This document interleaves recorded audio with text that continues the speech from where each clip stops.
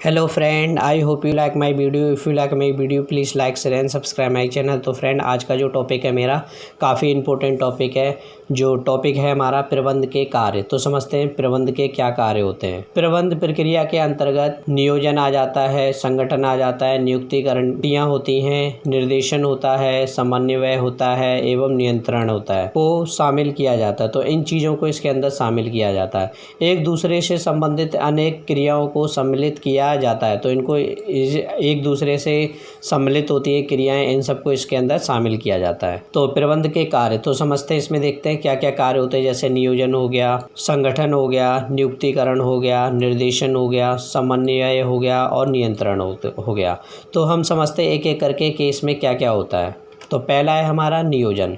तो समझते हैं हम नियोजन क्या होता है। नियोजन का अर्थ यह है कि पूर्व में ही यह निश्चित करना कि किसी कार्य को किसी निश्चित उद्देश्य की पूर्ति हेतु किस तरह, किस स्थान पर, किस समय तथा किसके द्वारा किया जाना चाहिए। तो वो ये, अगर मान लो हम कोई कार्य करना चाह रहे हैं तो हमें पहले से ही उस पर विचार कर लेना चाहिए कि हम जो भी कार्य कर रहे हैं उस पर किस तरीके से उस पर कार्य किया जाएगा, कहाँ पर कार्य किया जाएगा, वो स्थान क्या होगा जहाँ पर हम कार्य करेंगे, किस समय कार्य किया जाएगा। तो ये सारी नॉलेज हमें होनी चाहिए। तो ये हम कब करते हैं, जब हम कोई कार्य कर रहे होते हैं तो उसकी हम प्लानिंग करते हैं पहले।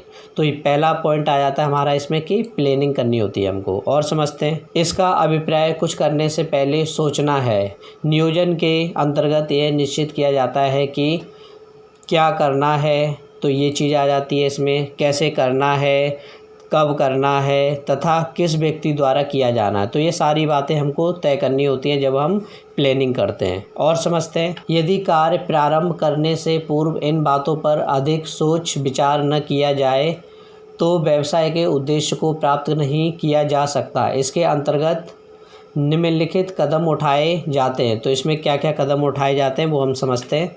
पहला है उद्देश्य निर्धारित करना। तो इसमें हम उद्देश्य को निर्धारित करते हैं।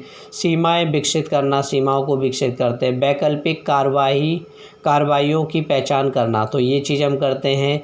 वैकल्पिक कार्रवाइयों का मूल्यांकन करना, विकल्प का चयन करना, योजना को लागू करना, समीक्षा करना। तो ये सारी चीज़ें हमें इसमें करनी होती है। अगला पॉइंट है हमारा संगठन। तो संगठन समझते क्या होता है। नियोजन कर लेने के बाद प्रबंधकों की संगठन ढांचा तैयार करने की जिम्मेदारी होती है। इसके अंतर्गत निर्धारित किया जाता है कि क्या क्रियाएं की जाएंगी। मतलब जो हम प्लानिंग कर लेते हैं उसके बाद हमको ये तय करना होता है कि हमको क्या क्रियाएं की जाएंगी। हमको क्रियाओं का सामूहिकरण कैसे होगा, उत्तरदायित्व अधिकारों का अंतरण कैसे होगा। तो ये सारी बातें होती हैं इसके अंदर। तथा कौन किसको रिपोर्ट करेगा, ये सब बातें इसके अंदर निर्धारित की जाती हैं। तो ये सारी बातें इसके अंदर आ जाती हैं। इसके अंतर्गत संपूर्ण कार्य को विभिन्न छोटे छोटे भागों में बांटना, अर्थात कौन क्या काम करेगा तथा कार्य में यदि कोई दिक्कत होती है तो हम उसको जिम्मेदार ठहरा सकें। इसलिए कार्यों को इस प्रकार बांटना जिससे कार्य का विभाजन आसानी से हो सके। इन कार्यों को विशेष पदों से जोड़ना है, अर्थात जो भी व्यवसाय में कार्य हैं उनके लिए कौन क्या क्या काम करेगा। इस प्रकार के कार्य को पदों के अनुसार विभाजन करना। तो ये मतलब पदों के हिसाब से हम उसको देते हैं, जो जिसके लिए योग्य होता है उसके लिए उसी के हिसाब से हम उसके कार्य को अलग अलग बांट देते हैं। और समझते हैं अगला है नियुक्तिकरण। तो समझते हैं नियुक्तिकरण किस तरीके से किया जाता है। नियुक्तिकरण, इसका अभिप्राय पदों को लोगों से भरना और उन्हें भरे रहने देना है। कहने का मतलब है जो भी हम कार्य को चुन लेते हैं उसके बाद अब आगे क्या होता है, हमें किसी न किसी व्यक्ति से कार्य को कराना होता है। तो अगर कोई पद खाली होता है तो हम उसको जॉब देते हैं, उनको बताते हैं कि आपका ये काम रहेगा, आगे आपको ऐसे काम को करना है। तो वही बता रहा है कि नियुक्तिकरण, इसका अभिप्राय पदों को लोगों से भरना और उन्हें भरे रहने देना है। नियुक्तिकरण के अंतर्गत इन पदों को व्यक्तियों से भरा जाता है ताकि कार्यों का निष्पादन किया जा सके, अर्थात कार्यों को चलाया जा सके। इस प्रकार स्टाफिंग प्रक्रिया द्वारा संगठन के सभी स्तरों पर उपयुक्त, योग्य एवं शिक्षक अधिकारी एवं कर्मचारी उपलब्ध कराए जाते हैं, क्योंकि संगठन की सफलता प्रत्येक व्यक्ति द्वारा कुशलतापूर्वक किए गए कार्य निष्पादन पर आधारित है। इसके अंतर्गत अधिक महत्वपूर्ण पदों पर अधिक योग्य व्यक्तियों को लगाया जाता है और कम महत्वपूर्ण पदों के लिए कम योग्य व्यक्तियों से ही काम चल जाता है।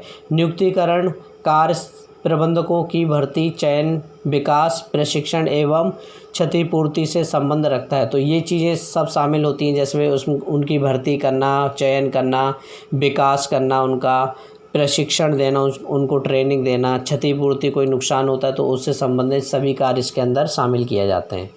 अगला है निर्देशन। अब निर्देशन किस तरीके से किया जाएगा? निर्देशन, इसका अभिप्राय संगठन में मानव संसाधन को निर्देश देना, उसका मार्गदर्शन करना, संदेश वाहन करना, उसे अभिप्रेरित करना है। इसमें 4 क्रियाओं को शामिल किया जाता है। तो इसमें 4 क्रियाएं शामिल होती है। समझते क्या है? तो पहला है पर्यवेक्षण। पर्यवेक्षण मतलब वही सुपरवाइजर, मतलब उस पर हम निगरानी रखते हैं। निगरानी के लिए हम क्या करते हैं? एक व्यक्ति को लगाते हैं, उसे हम बोलते हैं सुपरविज़न। संदेश वाहन हो गया, कम्युनिकेशन करना। नेतृत्व हो गया, अभिप्रेरणा होगी। तो ये 4 चीज़ों को इसके अंदर शामिल किया जाता है। और समझते समन्वय। तो समझते समन्वय किस तरीके से किया जाता है? समन्वय का अर्थ तालमेल, अर्थात किसी व्यवस्था के विभिन्न अंगों अथवा गतिविधियों में सामंजस्य स्थापित करना समन्वय कहलाता है, ताकि व्यवसाय के उद्देश्यों को आसानी से प्राप्त किया जा सके। कहने का मतलब है, हमने बहुत सारे लोगों को मान लो जॉब पे रख दिया, अब उनको एक शिष्टाचार देना कि भाई अब उनको लड़ाई नहीं करनी है, आपस में जो भी काम होगा मिलजुल के करना होगा। तो इस तरीके से हम उनका एक अच्छे से एक माहौल तैयार कर देते हैं, जिससे वो क्या होता है, अपने काम में लगे रहते हैं। अगर हम ऐसा ना करें तो क्या होगा, कोई भी मजदूर किसी से भी जाके लड़ भिड़ेगा और फिर वो ये लड़ाई होगी, झगड़े होंगे, तो फालतू में हमारा जो भी कहीं ना कहीं हमारे बिजनेस पे इफ़ेक्ट पड़ेगा। तो ऐसा बिल्कुल नहीं होना चाहिए। एक तालमेल बैठाना चाहिए कि आपको इस तरीके से चलना है, अगर कोई दिक्कत होती है तो इस तरीके से आपको पूछना है। तो ये सारी चीज़ें उसमें शामिल होती है। तो ये सारी चीज़ें होनी चाहिए, अर्थात कर्मचारियों में इस प्रकार तालमेल बैठाना जिससे कार्य को कुशलता से करें